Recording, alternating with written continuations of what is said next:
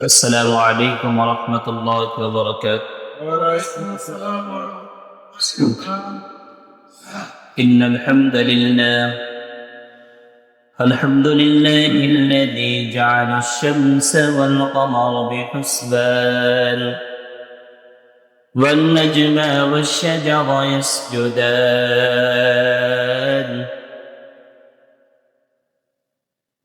وفضل زمانا على زمان كما فضل مكانا على مكان وإنسانا على إنسان ونشهد أن لا إله إلا الله وحده لا شريك له لا زد له ولا ند له ولا مثل له ونشهد أن سيدنا وسندنا وحبيبنا وحبيب ربنا وطبيبنا وطبيب قلوبنا ومولانا محمدا عبده ورسوله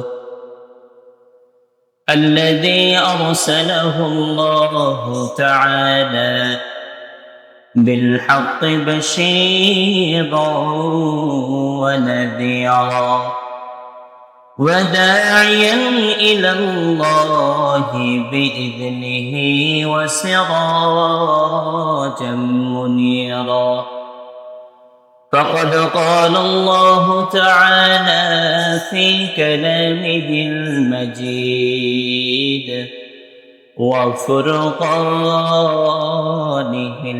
الحميد فأعوذ بالله من الشيطان الرجيم بسم الله الرحمن الرحيم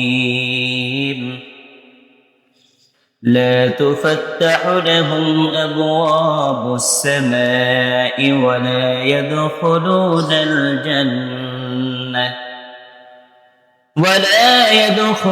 الجنة حتى يلج الجمل في سم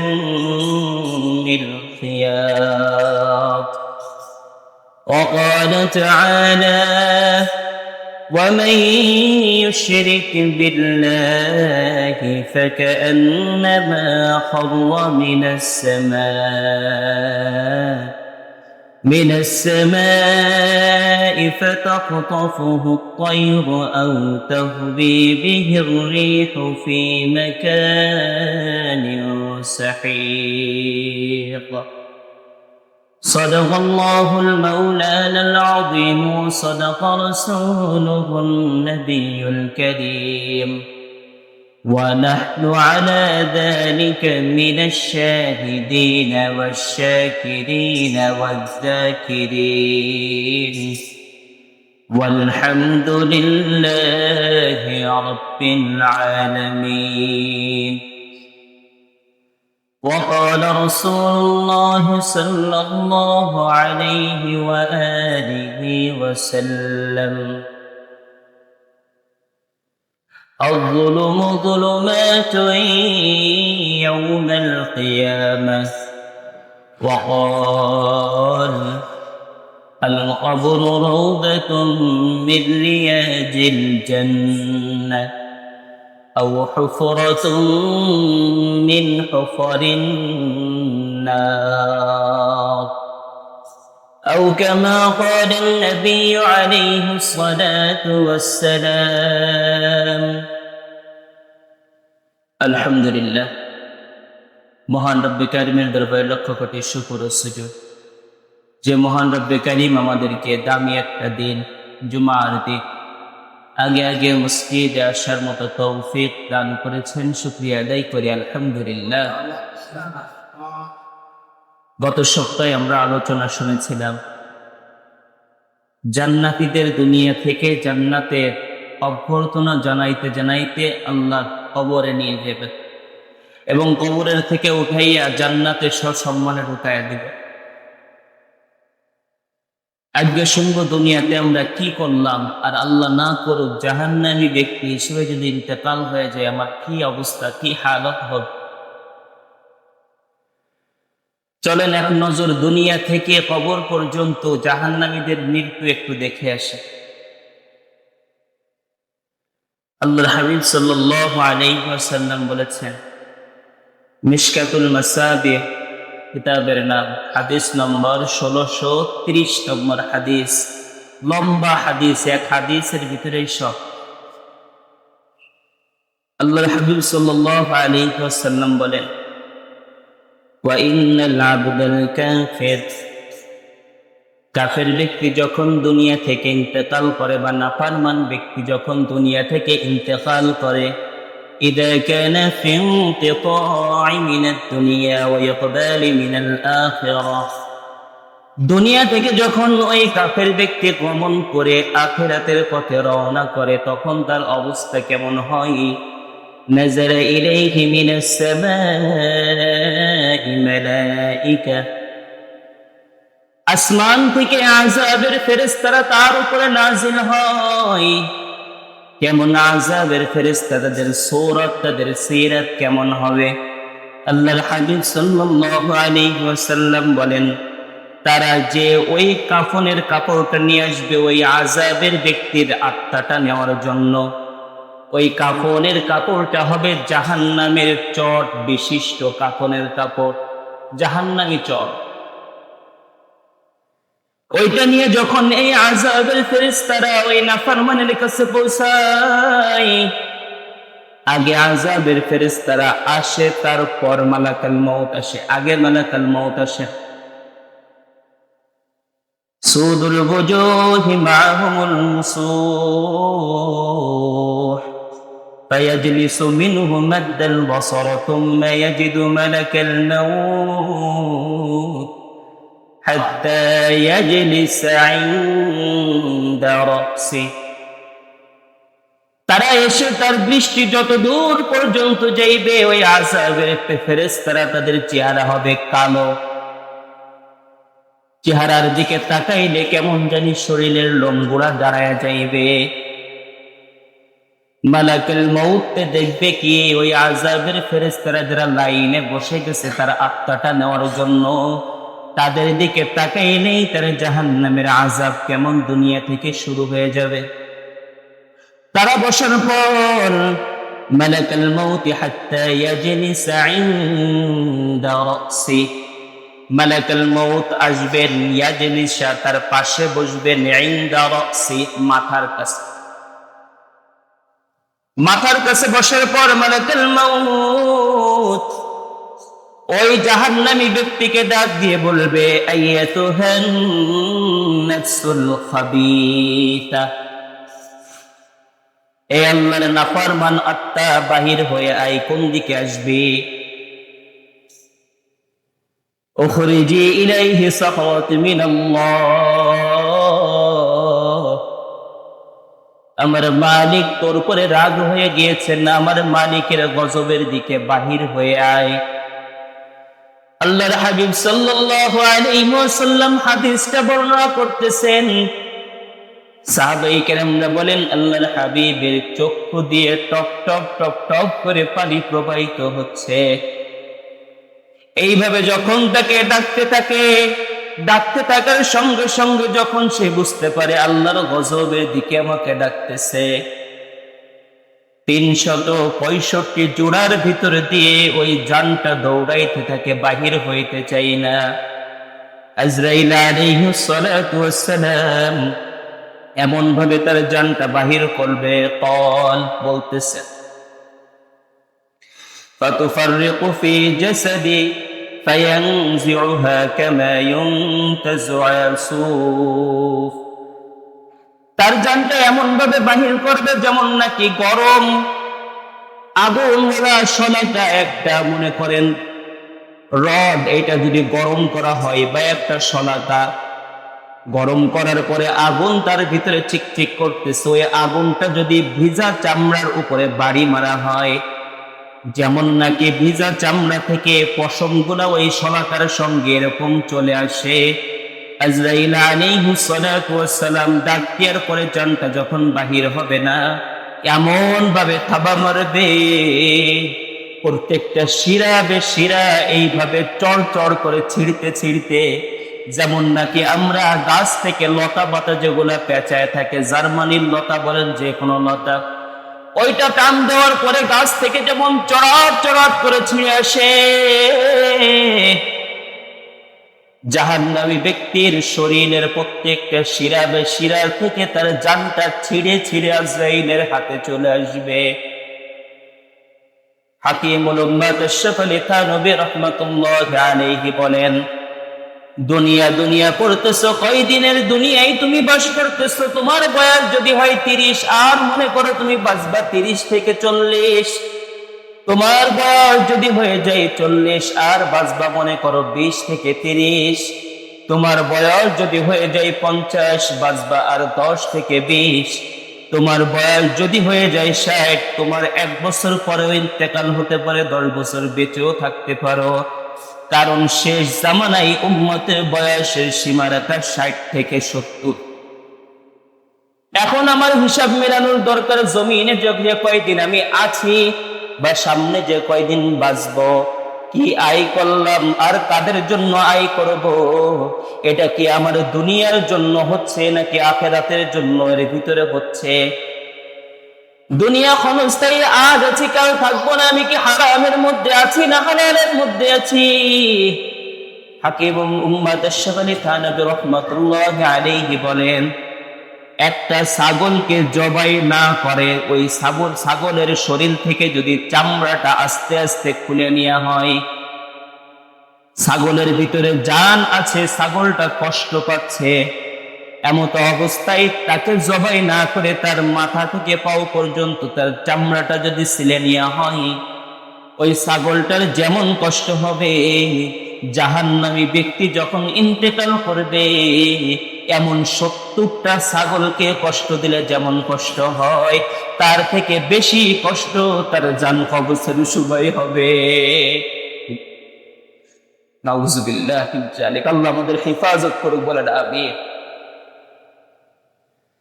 আল্লাহর কাছে না চাইতেই মুসলমানের ঘরে আমার জন্ম।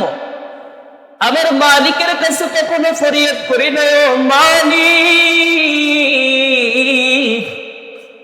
মুসলমানের ঘরে আমাকে তুমি জন্ম দাও, আমাকে সৃষ্টি করো। তবু আমার মালিক আমার না চাইতেই মুসলিমের ঘরে আমাকে মুসলমান বানিয়েছে। আমার মালিককে কখনো বলে নাই, ও মালিক, সমস্ত নবীরা দোয়া করেছেন, আপনার শেষ পয়গম্বর প্রিয় হাবিব, ওয়ামা আরসালনাকা ইল্লা রাহমাতাল লিল আলামিন, যিনি সারা জমিন সারা আরবের জন্য রহমত স্বরূপ, সেই মুহাম্মদুর রাসূলুল্লাহ সাল্লাল্লাহু আলাইহি ওয়াসাল্লামের উম্মত হওয়ার জন্য ফরিয়াদ জানিয়েছেন। আর আপনার কাছে আমি না চাইতে সেই মুহাম্মদ সাল্লাল্লাহু আলাইহি ওয়াসাল্লামের উম্মত হিসেবে কবুল করেছেন। ও ভাই, একটু বালিচে মাথাটা লাগাইয়াই চিন্তা করে দরকার যে আমি না চাইতেই মুসলমানের ঘরে আমার জন্ম, না চাইতেই শেষ পয়গম্বরের উম্মত, এমন দামি হওয়ার পরেও যদি জাহান্নামে যায়, আমার থেকে পুরা কপালওয়ালা আর কে হতে পারে? একটু চিন্তার বিষয়। জানটা যখন আজরাইল আলাইহিস সালাতু ওয়াস সালাম কবজ করবেন, কবজ করার সঙ্গে সঙ্গে জানটা নিয়ে যখন আসমানের দিকে উঁচু হয়ে যাবে, আজরাইল আলাইহিস সালাতু ওয়াস সালাম জানটা কবজ করার সঙ্গে সঙ্গে চোখের পলক ফেলাইতে যত সময় লাগে, এত সময় অপেক্ষা করবে না ওই জাহান্নামের ফেরেশতারা আজরাইল আলাইহিস সালাতু ওয়াস সালামের হাত থেকে জানটা নিয়ে জাহান্নামের থেকে যে গন্ধযুক্ত চট এনেছিল কাফনের কাপড়, তার ভিতরে পেঁচায় রাখবে। হাবিবে কিবরিয়া হাদিস বর্ণনা করেন আর ক্রন্দন করেন, দাড়িটা ভিজে ভিজে পানি পড়ে, সাহাবায়ে কেরামরা একত্রিত চিত্রে তার দিকে তাকায় আছেন। আল্লাহর হাবিব সাল্লাল্লাহু আলাইহি ওয়াসাল্লাম বলতেছেন, তোমরা জানো নাকি ওই চটের গন্ধ কেমন হবে? সাহাবায়ে কেরামরা বলল, ইয়া রাসূলুল্লাহ, না না, জানি না। আল্লাহর হাবিব বললেন, একটা মৃতদেহ, একটা লাশকে জমিনের ভিতরে কয়েকদিন রাখার পরে সেই লাশটা পচার পরে তার থেকে যে দুর্গন্ধ আসে, ওই জাহান্নামী কাফনের কাপড়ের চটের মধ্য থেকে ওরকম দুর্গন্ধ আসবে। আত্মাটাকে সঙ্গে সঙ্গে ওই দুর্গন্ধওয়ালা যে কাফনের কাপড়, জাহান্নামী কাফনের কাপড়ের ভিতরে জড়ায় রাখবে, আত্মাটাকে জড়ায় আসমানের দিকে উঁচু হয়ে চলে যাবে। যে প্রথম আসমানের কাছে যখন দাঁড়াবে, প্রথম আসমানের কাছে দাঁড়ানোর সঙ্গে সঙ্গে আসমানের দারোয়ান যিনি থাকবে সে বলবে, হাযাল খাবীস, এই যে যে আত্মাটা নিয়ে আসছো, এই খবিস আত্মা কার? তখন যে জাহান্নামী ফেরেশতারা ওই আত্মাটাকে নিয়ে যাবে, তারা বলতে থাকবে, ফুলান ইবনে ফুলান, অমুকের সন্তান অমুক, অমুকের সন্তান অমুক, পিতার নাম অমুক। জমিনের ভিতরে সবচাইতে নিকৃষ্ট নামে মানুষ তাকে যেভাবে ডাকতো, ফেরেশতারা তার সবচাইতে নিকৃষ্ট নামেই তাকে ডাক দিবে, যে অমুকের সন্তান অমুক। এখন অবস্থা কি হবে? সমস্ত আত্মা তো তখনও দেখতেছে আমার অবস্থা কি হচ্ছে। আল্লাহর হাবিব সাল্লাল্লাহু আলাইহি ওয়াসাল্লাম কোরআনের আয়াত বর্ণনা করতেছেন, সূরা হজ, ওয়া মান ইউশরিক বিল্লাহি ফাকান্নামা খাররা মিনাস সামা فَتَخْطَفُهُ الطَّيْرُ أَوْ تَهْوِي بِهِ الرِّيحُ فِي مَكَانٍ سَحِيقٍ। মালিকের সাথে যারা নাফরমানি করেছে, শিরিক করেছে, তাদেরকে ওই প্রথম আসমান থেকে ফেরেশতারা আমনে না ছেড়ে দেওয়া হবে। একটা জিনিস উপর থেকে ছেড়ে দেওয়ার পরে পাখিতে যেভাবে ঠুকরায়, তার ওই আত্মাটাকেও জাহান্নামী পাখিরা ঠুকরাইতে ঠুকরাইতে জমিনে ফেলবে, অথবা বাতাসে উড়াই নিয়ে কোনো একটা জায়গায় আসার না। ফেরেশতারা আবার তার জানটা নেওয়ার পরে আল্লাহ রাব্বুল আলামিনের কাছে বলবেন, ও মালিক, কি করব একটু বলেন।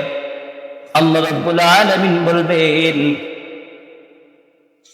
একে নিয়ে সঙ্গে সঙ্গে সিজ্জিনে তার নামটা লিখে দাও, লিখে তার শরীরের ভিতরে আবার তার দেহর মধ্যে তার আত্মাটা লাগায়া দাও। তার তো এখনো প্রশ্ন উত্তর বাকি আছে। কেবল তো সে এত সময় পর্যন্ত খেয়াল করছে যে আমার সাথে কি হচ্ছে, আযাব তো এখনো শুরু হয় নাই। অনেক নিয়ামত দিয়েছি আমি ওকে, এক গিলাস পানির জন্য মানুষের জীবন বাহির হয়ে যায়, আর ওকে আমি লিটারকে লিটার স্বচ্ছ পানি আমি আল্লাহ পান করিয়েছি। কত নিয়ামত আমি আল্লাহ ওকে দিয়েছি না চাইতেই। ওকে যদি আমি বলতাম যে তুমি একটা পাতা সৃষ্টি করে দেখাও, সারা জমিনের বৈজ্ঞানিকরা একসাথে হইলে একটা গাছের পাতা সৃষ্টি করতে পারত না। আমি মালিক দুনিয়ায় কত সুন্দর ফল খাইয়েছি, কত পদের আম খাইয়েছি, কত পদের আপেল আমি আল্লাহ সৃষ্টি করেছি। একটা তাল, ওই তালের ভিতরে আমি আল্লাহ 3 রকম স্বাদ দিয়েছি। একটা ইলিশ মাছ, ওই মাছের মধ্যে আমি আল্লাহ নানা রকম স্বাদ দিয়েছি।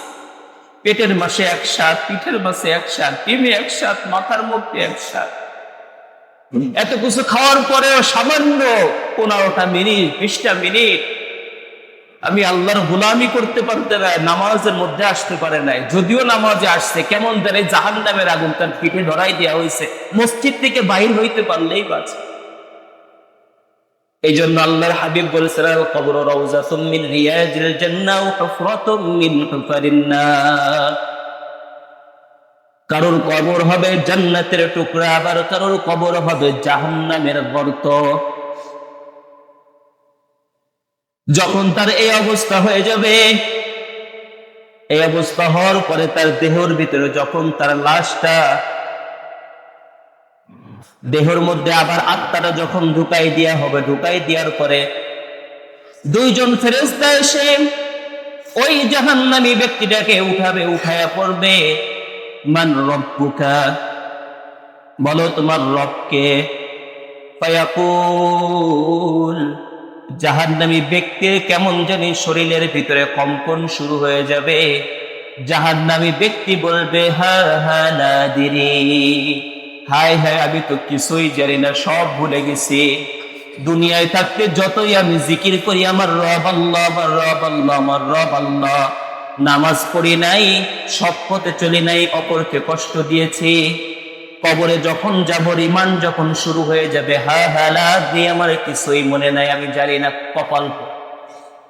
ফায়াকুল, আবার ফেরেশতারা জিজ্ঞেস করবে, ওমান দীনুক, বলো তোমার দিন কি ছিল। আবার বলবে, হা হা নাদ্রি, আমি কিছুই জানি না। এমন অবস্থা যখন হয়ে যাবে, 3 নম্বর বার আবার ফেরেশতারা বলবে, ওয়ামান নাবিয়ুকা, বলো তোমার নবী কে ছিল। পয়গম্বর আরবি সাল্লাল্লাহু আলাইহি ওয়াসাল্লামের চেহারা দেখায় বলা হবে, চেনো নাকি এই ব্যক্তিকে। ওয়ামান হাদার রাজুলুল্লাযী বুইতা ফীকুম, তোমাদের কাছে প্রেরণ করা হয়েছিল। বলবে, হা হা লা আদরি, আমি চিনি না। আসমান থেকে একজন জবাব দিবে, ওই একজন আর কেউ না, আমার মালিকই বলবে, কাযাবা আবদি, আমার বান্দা মিথ্যা বলতেছে। আফরিশু বিন্নার, তার কবরের মধ্যে জাহান্নামের বিছানা বিছায়া দাও। তার কবরকে জাহান্নামের থেকে একটা দরজা খুলিয়া দাও, তার কবর পর্যন্ত, কিয়ামত পর্যন্ত ওই কবরে শুয়ে শুয়ে জাহান্নামের আযাব ভোগ করবে। আমার মালিক আসমান থেকে বলবে, কাযাবা আবদি, ও মিথ্যা কথা বলতেছে, চোর। যে আমাকে সৃষ্টি করেছেন, নিজে হাত দিয়ে আমার মুখমণ্ডল ফেরেশতারা সৃষ্টি করেছেন, আমার আল্লাহর পছন্দ হয় নাই যে আমার এত মহব্বতের বান্দা তোরা সৃষ্টি করতে পারবি না, আমার পছন্দ হবে না। নিজে হাত দিয়ে কাবা সৃষ্টি করেছেন কোন বলে, কোরআনটা সৃষ্টি করেছেন জবান দিয়ে, আল্লাহ হাত লাগাই নাই। দামি দামি জায়গা আল্লাহ সৃষ্টি করেছেন কোন বলে। আর আমি এই নাপাক পানি থেকে, 1 ফোঁটা নাপাক পানি থেকে তৈরি, আমি মানুষ। আমার মালিকের কত মহব্বতের বান্দা আমি।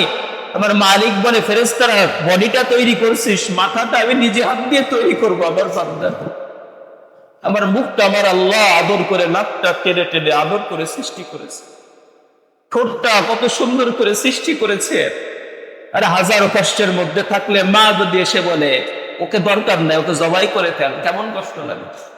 সে বলে যে সবাই আমার বিপক্ষে ছিল, কোনো দুঃখ ছিল না, আমার জবাই তো তখন হয়ে গেছে যখন আমার মায়ের মুখ থেকে বাইর হয়েছে, ওকে চাই না, ফাঁসি দিয়ে দাও না, জবাই করে দাও, তখনই আমার মৃত্যু হয়ে গেছে।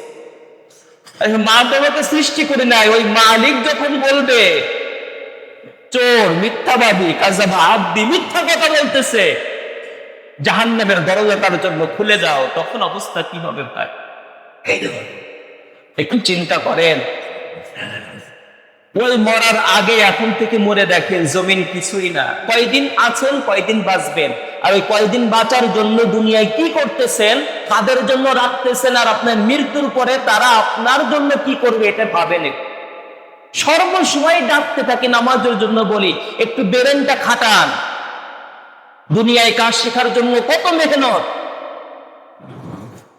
5 সপ্তাহ নামাজের পিছনে কাটায় দিতেন, আপনার দুনিয়া, আমার মালিক আপনার বন্ধু হয়ে যেত।